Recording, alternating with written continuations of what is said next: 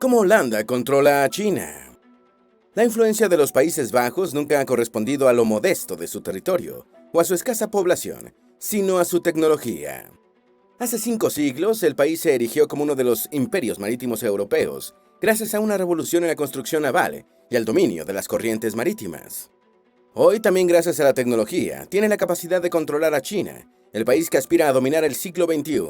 Y en esta entrega te diremos cómo se ha ejercido esta influencia a lo largo de los años y lo que Países Bajos representa a nivel soft power hasta nuestros días.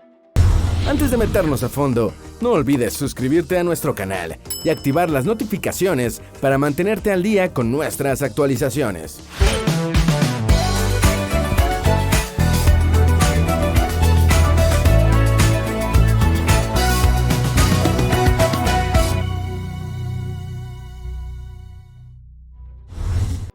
El puerto de Rotterdam fue creado en 1283.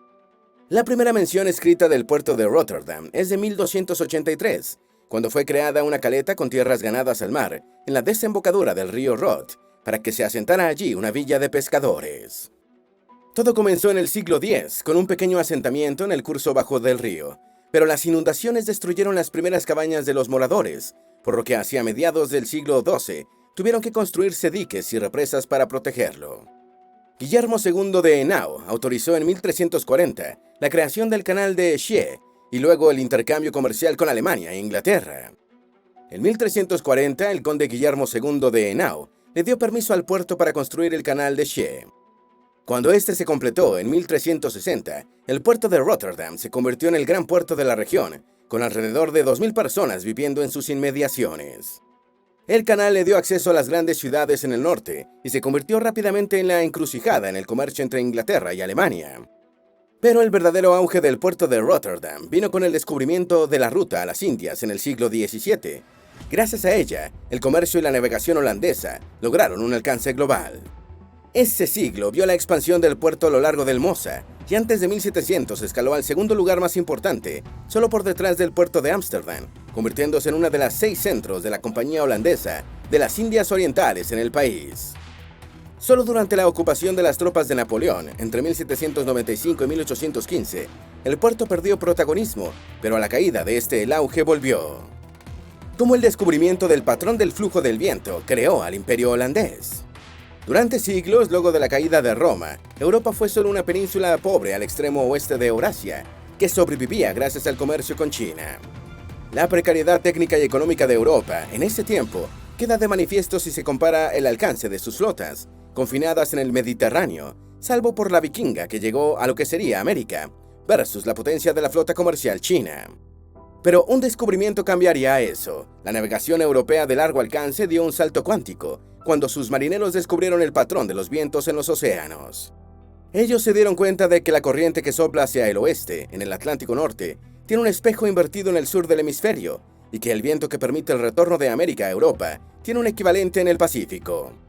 Con esa información basta ubicar el barco en la latitud correcta, y sin importar el peso de su carga, el mar lo conducirá tan rápido como un BMW en una autopista alemana. Luego pueden armarse con bueyes interminables que se protegen con galeones artillados, y ya está. Es un superpoder global del siglo XVI. Este descubrimiento llegó después de que Colón arribase a lo que sería América y de otros viajes europeos oceánicos. Por ejemplo, la corriente del Golfo se descubrió en 1513. Pero lo relativamente tardío del hallazgo fue rápidamente aprovechado por Portugal y España, imperios a los que siguieron Inglaterra, Francia y la misma Holanda, para terminar enfrentados en las guerras coloniales de los siglos XVI al XVIII. En particular, el imperio holandés explotó ese conocimiento en la llamada Ruta Brouwer, que acortó en la mitad del viaje desde el Cabo de Buena Esperanza hasta las Indias holandesas orientales a partir de 1611. La mayoría de las colonias holandesas consistía en pequeños puertos o pueblos, en vez de los grandes territorios de Inglaterra o Francia. Todos los imperios son empresas comerciales, tal vez con la excepción de la Unión Soviética, pero al mismo tiempo, todos los imperios son construcciones expansionistas, con una alta dependencia de lo militar. El imperio holandés tuvo una peculiaridad, y es que no se concentraba tanto en una expansión territorial, sino en el control de las rutas marítimas internacionales. El antecedente casi contemporáneo son algunas ciudades-estado italianas medievales, como Génova o Venecia, que también debieron su poder a una red comercial que las dotaba de influencia mercantil más que militar. Por eso, las posesiones holandesas, Nueva Ámsterdam, Guayana holandesa, el Brasil holandés, Malaca, parte de Sudáfrica, eran pequeñas, sobre todo si las comparamos no solo con las de Inglaterra y Francia, sino y sobre todo con las de España y Portugal. ¿A qué se debe esto? Te lo contamos enseguida.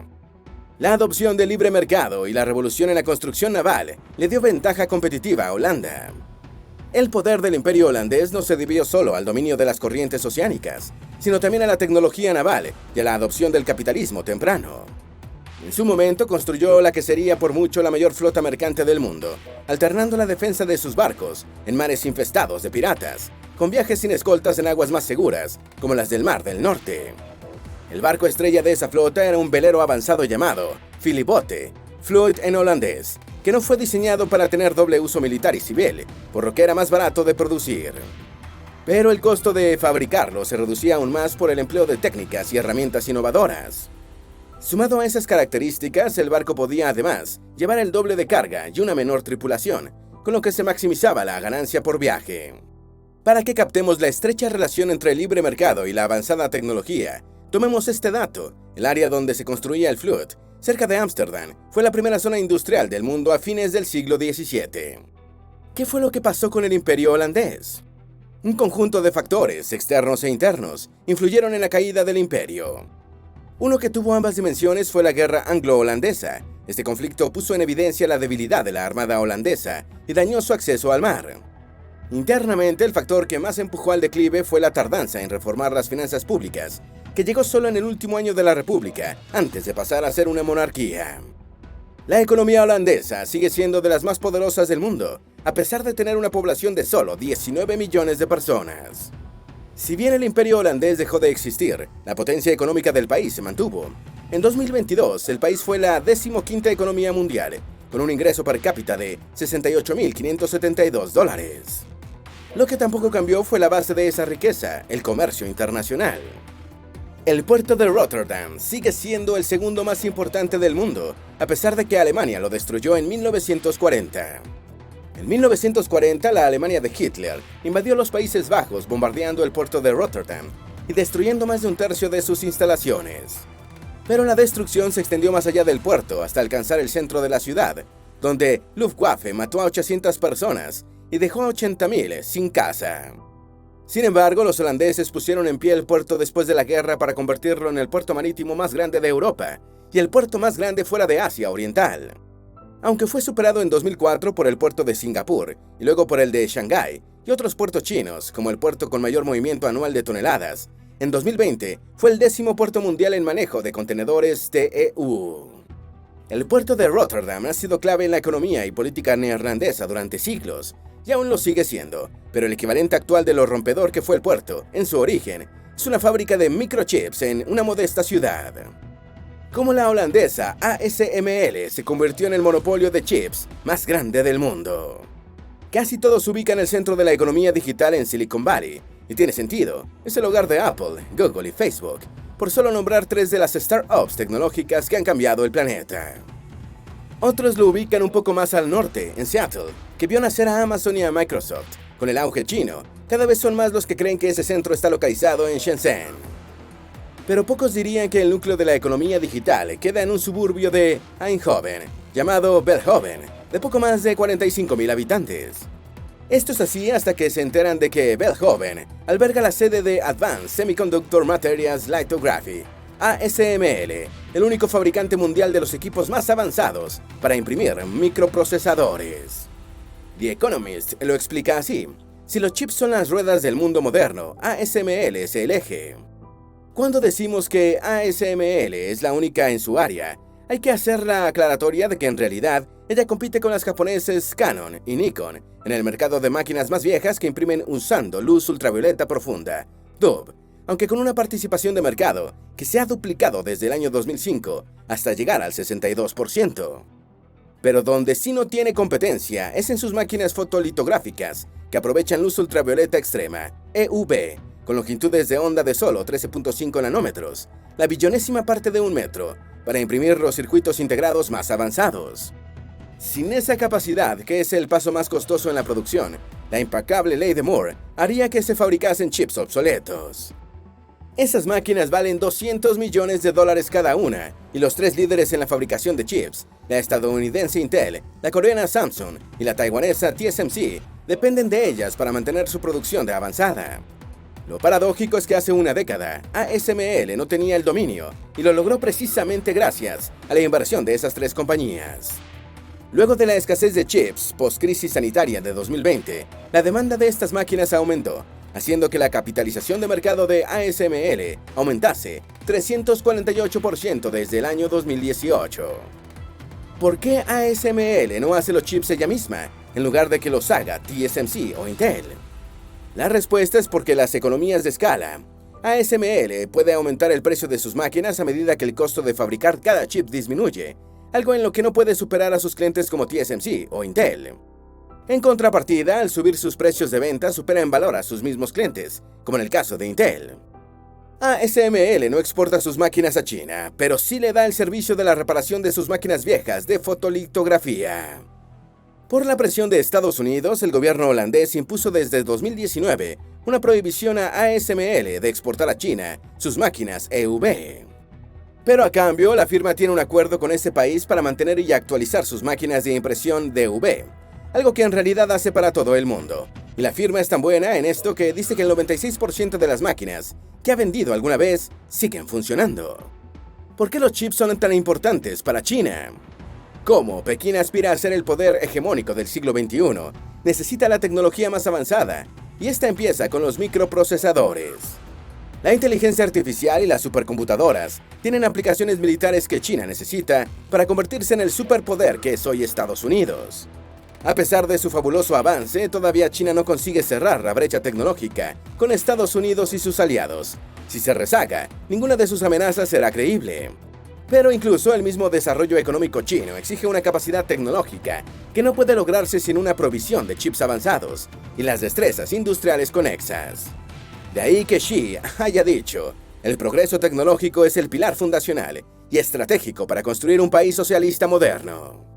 Estados Unidos quiere dejar sin chips a China, y ASML es la pieza clave para esto. El 21 de octubre pasado, antes de que empezara el 20º Congreso del Partido Comunista Chino, que entronizó a Xi Jinping como el hombre más fuerte desde Mao, Biden le recordó que todavía China no ha superado a Estados Unidos. Y lo hizo precisamente dañando la capacidad china de producir chips mediante la CHIPS Act, un decreto que limita seriamente la exportación de tecnología estadounidense de semiconductores a ese país. Las medidas específicas son 4. Limitar la exportación de ciertos microprocesadores, limitar la exportación de tecnología para fabricarlos, vetar los tratos con ciertas empresas chinas, prohibir que empresas o ciudadanos estadounidenses asistan a empresas extranjeras en la fabricación de los microprocesadores listados. Con ellas, Washington busca impedir el acceso chino a los microprocesadores necesarios en la inteligencia artificial y en las supercomputadoras. Y como podía esperarse, las medidas son comprehensivas, es decir, abarcan compañías de otros países que usan tecnología estadounidense para fabricar chips. Aquí es donde volvemos a ASML, porque el cerco de Washington tendría una tronera si no la suma a su política. Las reglas para la exportación a China fueron prorrogadas. ASML no está de acuerdo con limitaciones a sus exportaciones, sobre todo si se considera que en 2022 tuvo ganancias netas de 5.624 millones de euros, algo menos que el año anterior, aunque sus ingresos sí fueron más de 10% mayores, con 21.173 millones de dólares. Esa resistencia es lo que explica las palabras de Peter Wenick, CEO de ASML. Las empresas estadounidenses se benefician del hecho de que no se nos permita suministrar EUV a China. Sin embargo, esa resistencia no detuvo la negociación con Estados Unidos, que incluye a Japón, para prorrogar la prohibición de exportaciones a China, que se alcanzó a finales de enero. Un empleado de ASML es acusado de robar información importante de la empresa para dársela a China. Primero fue el aumento de los ataques cibernéticos contra la empresa, sus proveedores y clientes. Pero en febrero, ASML denunció que había sufrido una apropiación indebida no autorizada por parte de un empleado en China. Se trató del robo de una patente que, además, violó la prohibición de exportaciones que pesa sobre la compañía. ¿Qué daño le puede causar a China la falta de chips que producen las máquinas de ASML? Un artículo de Atlantic explica que todo dependerá de cuán estrictamente Estados Unidos aplique su cerco tecnológico a Pekín. Uno de los huecos de ese cerco es que no prohíbe que las compañías estadounidenses obtengan licencias para vender los componentes y equipos proscritos. Pero el mismo análisis indica que, si se aplica a rajatabla, la prohibición puede funcionar porque Estados Unidos es líder en chips de inteligencia artificial, programas de diseño de chips y en mucho del equipo necesario para fabricar chips. Si extiende la prohibición de exportación a las máquinas de ASML, más allá de la prórroga a finales de enero, China no tendría dónde encontrar un sustituto, porque construir esta capacidad es fantásticamente costoso e incluso podría ser imposible aún para el mismo Pekín, al menos en el corto plazo. Solo consideremos que las máquinas de ASML de la próxima generación valdrían $300 millones. Más aún, la CHIPS Act marca un cambio fundamental. Estados Unidos ya no busca superar a China, restringiendo su acceso a tecnología de punta. Ahora busca degradar su economía. De barcos a chips, del capitalismo y la tolerancia religiosa a la economía digital, los Países Bajos han adoptado temprano las ideas que motorizan al mundo. Gracias a ello, esta pequeña nación compitió en el pasado con poderes hegemónicos, como España e Inglaterra, y ahora es una pieza clave para contener las aspiraciones chinas de ocupar el lugar de Estados Unidos. ¿Tienes alguna duda o sugerencia? Haz tu aporte escribiendo en los comentarios y así entre todos nos ayudamos. Esperamos que este video te haya sido útil. Si tienes algo que agregar, por favor, compártelo con nosotros en la sección de comentarios. Dale me gusta a este video y envíale el enlace a tus familiares y a tus mejores amigos para que sepan cómo Holanda, o mejor dicho Países Bajos, ejerce control sobre China. Si eres nuevo en nuestro canal, no olvides suscribirte. Recuerda, la vida siempre es mejor creando y dando valor al mundo.